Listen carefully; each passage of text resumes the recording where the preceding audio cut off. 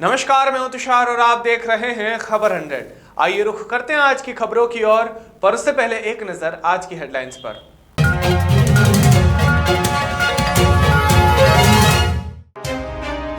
CM Shivraj का बड़ा बयान, सवर्ण आयोग के गठन को लेकर दिया बयान। महिला कांग्रेस का विरोध प्रदर्शन, बालिका सुधार गृह की घटना पर विरोध।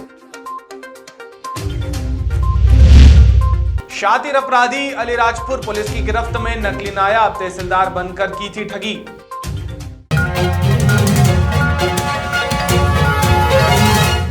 राजगढ़ जिले के गांव भाटखेड़ा विहिप की दुर्गा वाहिनी ने छापीहेड़ा प्रखंड के खंड भाटखेड़ा में राम मंदिर निधि संग्रहण अभियान के तत्वाधान में अपना योगदान दिया। साथ ही घर घर जाकर सभी मातृशक्ति को पृथक वितरण किए, सभी से सहयोग राशि प्राप्त की और सभी को जागरूक किया। और ग्रामीण लोगों ने कहा कि हम सौभाग्यशाली हैं जो प्रभु श्री राम जी का भव्य मंदिर में हमारी ओर से कुछ सहयोग जा रहा है। सभी को जय श्री राम। श्री राम मंदिर निर्माण की सभी को हार्दिक हार्दिक शुभकामनाएं। आज हमारे जिला राजगढ़ की ग्रामीण बहनें जो है दुर्गा वाहिनी की, वो ग्राम भाटखेड़ा में घर घर मातृशक्ति तक पहुंच रही हैं। श्री राम मंदिर निर्माण में जो जितना सहयोग कर पा रहा है, ये हमारा सौभाग्य है। दुर्गा वाहिनी प्रत्येक गांव, प्रत्येक घर में जाकर मातृशक्ति और नारी शक्ति से समर्पण निधि इकट्ठा कर रही है। इसका मुख्य उद्देश्य ये भी है कि हम हिंदुत्व की एक वो अलग जगह सके जो नारी शक्ति को हिंदुत्व के मैदान में उतार सके। इसी तारतम्य में भाटखेड़ा गांव की सभी बहनों द्वारा आज घर घर जाकर जागरूकता रैली के तहत सभी से राम मंदिर निर्माण के लिए राशि इकट्ठी की गई है। सभी दुर्गा वाहिनी बहनों को बहुत बहुत धन्यवाद और ग्रामीण जनों का भी बहुत बहुत आभार। जय श्री राम। हाल ही में मध्य प्रदेश के मुख्यमंत्री शिवराज सिंह चौहान का बयान सामने आया है, जिसमें मुख्यमंत्री शिवराज ने सवर्ण आयोग के गठन के ऐलान को लेकर कहा कि भाजपा की सरकार समाज के सभी वर्गों की सरकार है। अनुसूचित जाति और जनजाति का आयोग है, पिछड़ा वर्ग आयोग है, सामान्य वर्ग के कमजोर परिवारों के लिए सामान्य सवर्ण आयोग बनाने का फैसला लिया गया है। साथ ही दिल्ली में किसान आंदोलन के दौरान हुई हिंसा पर कहा कि देश देख रहा है। मेरा अपना भरोसा और विश्वास है कि हमारा देश कभी भी हिंसा बर्दाश्त नहीं कर सकता। प्राणों से प्यारा हमको तिरंगा है, हम उसका अपमान कभी भी बर्दाश्त नहीं कर सकते। सरकार हमारे अनुसूचित जाति और जनजाति के भाई और बहनों के लिए आयोग बना हुआ है, पिछड़ा वर्ग आयोग बना हुआ है, उसको भी संवैधानिक आयोग का दर्जा हमने दिया है। लेकिन सामान्य वर्ग के भी गरीब भाई और बहन, बेटे बेटियां, उनकी समस्याओं का समाधान करना ये सरकार का कर्तव्य है। और इसलिए हमने तय किया कि सामान्य वर्ग के जो हमारे आर्थिक रूप से कमजोर परिवार है, 10% आरक्षण उनको मिल रहा है, लेकिन और भी कई कदम उठाने की जरूरत है और इसके लिए हमने आयोग गठित करने का फैसला किया है। ये कोरोना काल में जो मिट्टी में जो दिल्ली में हुआ, कल जो दिल्ली में हुआ किसान आंदोलन में, और सुप्रीम कोर्ट ने पहले कहा था कि जिस तरह से तोड़फोड़ अगर कोई करता है तो देखा लगातार प्रयास है, ये प्रयास है, ये कानून नहीं बन सकता। इसको हम प्रयास कर रहे हैं कि इस पद्धति का पालन होगा। पहले एक नया नहीं, ऐसा नहीं है, ऐसा नहीं है। तो ये सामान्य तौर पर कार्यकर्ताओं का उत्साह है, इसके लिए होता रहता है, कोई ऐसा नहीं है। आप जाएंगे? नहीं, वो उस दिन थे नहीं, इसके कारण से हुआ होगा। आज इसकी चिंता आप लोगों को मुझे लगता है बहुत करने की जरूरत नहीं है। एक बात मैं कहना चाहता हूं कि जिस प्रकार से देश के अंदर किसान आंदोलन के नाम पर, तथाकथित आंदोलन के नाम पर जो हुआ देश के अंदर, दिल्ली के अंदर गणतंत्र दिवस के अवसर पर, ये अत्यंत दुर्भाग्यजनक था। राहुल गांधी कांग्रेस के नेता, उन्होंने कहा था आंदोलन के दौरान प्रेस कॉन्फ्रेंस के अंदर, ये खून की खेती हो रही है। तो क्या यही खून की खेती हो रही थी? ये सब कराने के लिए कांग्रेस के नेताओं ने, तथाकथित वामपंथियों ने जो देश के अंदर किया, दुनिया को दिखाने का प्रयास किया, भारत को बदनाम करने का प्रयास किया, ये राहुल गांधी की भूमिका इसके अंदर क्या थी? मैं तो मांग करूंगा कि इसकी जांच होनी चाहिए कि जिन्होंने कहा था ये खून की खेती हो रही है, तो क्या आज के दिन के लिए जो 26 जनवरी को गणतंत्र दिवस के अवसर पर जो खून खराबा दिल्ली के अंदर करने का प्रयास किया, इसके बारे में राहुल गांधी की भूमिका की जांच होनी चाहिए। और मैं दिल्ली पुलिस को बहुत इस बात के लिए बधाई देता हूं कि उन्होंने सूझबूझ के साथ जो कांग्रेस के नेता और वामपंथी देश का वातावरण बिगाड़ना चाहते थे, उस वातावरण को बचाने का काम दिल्ली की पुलिस ने किया। इसलिए उनकी सराहना जितनी की जाए उतनी कम है। सिंधिया जी और उनकी और जिस प्रकार से मैं इस बारे में कहना चाहूंगा कि जिस प्रकार से देश के अंदर 26 जनवरी को गणतंत्र दिवस के अवसर पर तिरंगे का अपमान हुआ, ऐसे तिरंगे के अपमान को देश के अंदर कोई भी स्वीकार नहीं करेगा।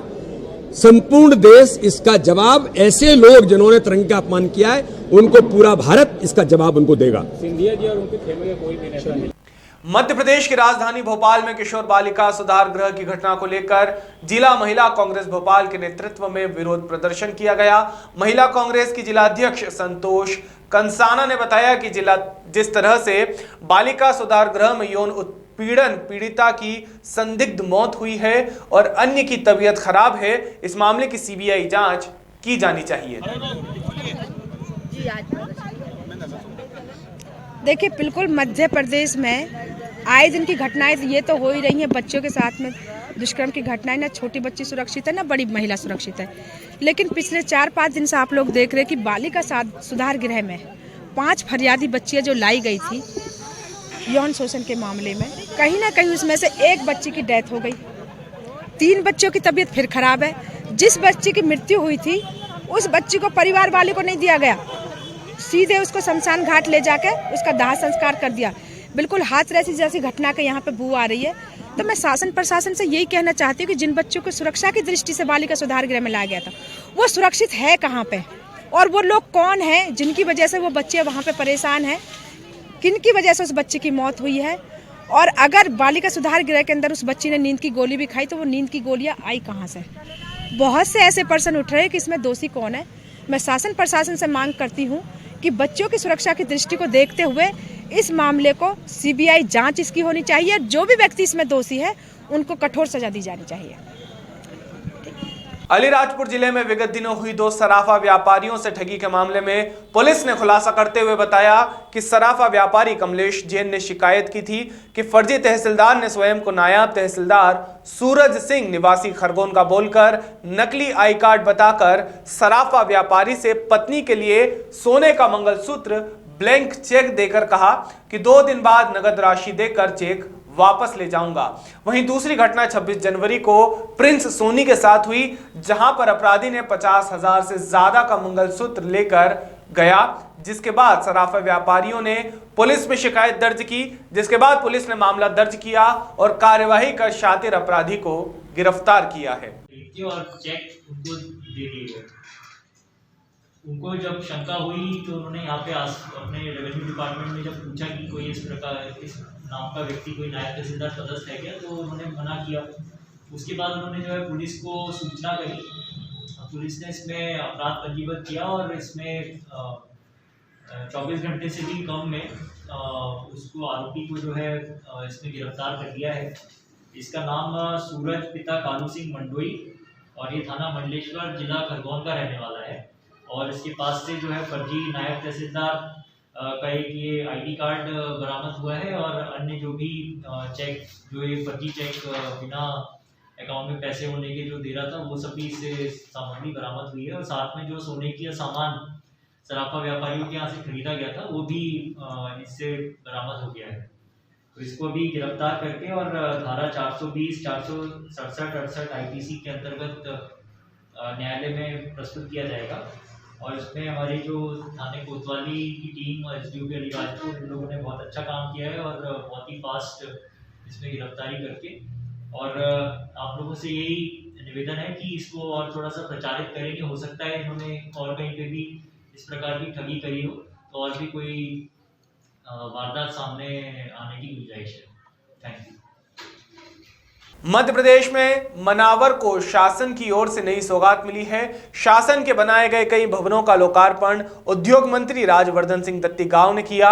साथ ही मान नदी पर बनाया गया उच्च स्तरीय सेतु का लोकार्पण, जनपद पंचायत के नए भवन का लोकार्पण, आजीविका भवन का लोकार्पण और मनावर में 50 बी स्तरीय अस्पताल और 50 सीटर सीनियर कन्या छात्रावास का भूमि पूजन भी उद्योग मंत्री राजवर्धन दत्ती गांव ने किया।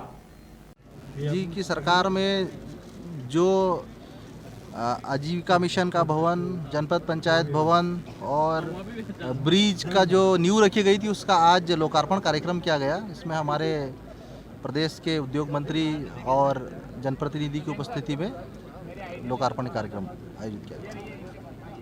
सर, ये अभी जो लाल किले पे जो हिंसा हुई है उसमें जो बीजेपी पार्टी है वो कांग्रेस के ऊपर कुछ ना कुछ इल्जाम लगा रही है, उसके बारे में आप क्या कहना चाहते हैं? लाल किले पे जो झंडा फहराने वाला जो सिद्धू था वो भारतीय जनता पार्टी का आदमी है। तो भारतीय जनता पार्टी की पूरी चाल है, ये मोदी सरकार की पूरी चाल है और किसानों के आंदोलन को कुचलने का एक षड्यंत्र है। ठीक, थैंक यू। बल्कि इस बात को सुनिश्चित करें कि आने वाले समय में जो कोरोना का एक